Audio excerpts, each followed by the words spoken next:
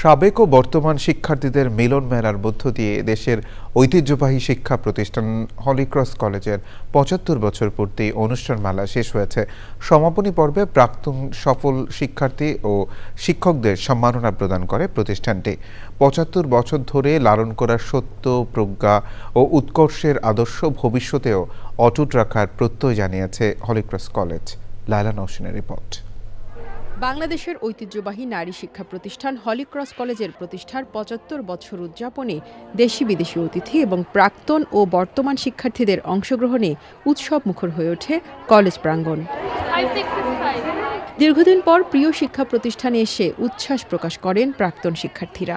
আমি যা যা ভালো জিনিস এখান থেকে শিখেছি, যেইটুকুই শিখেছি সেটাই আমি আমার মেয়েদেরকে শেখানোর, বোঝানোর চেষ্টা করেছি।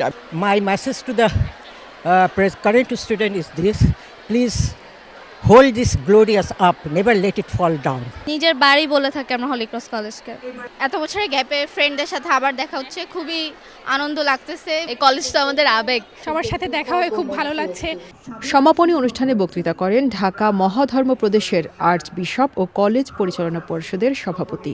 ধর্মের যেগুলো সীমাবদ্ধতা আছে সেগুলো নিয়ে আমরা ঝগড়াঝাটি করি। আসলে প্রধান বিষয়গুলো যেগুলো ধর্মের, সেটা আমাদেরকে একত্রিত করে মানবিকতা বোধ শেখায়, উদারতা শেখায়, ভালোবাসার শিক্ষা দেয়, ভ্রাতৃত্বের সৃষ্টি করে। অনুষ্ঠানে প্রাক্তন ও বর্তমান শিক্ষক এবং বিশ্বের বিভিন্ন ক্ষেত্রে সফল প্রতিষ্ঠানটির শিক্ষার্থীদের সম্মাননা দেওয়া হয়।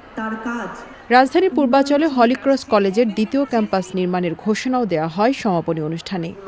Laila Nowshin, channel I, Dhaka.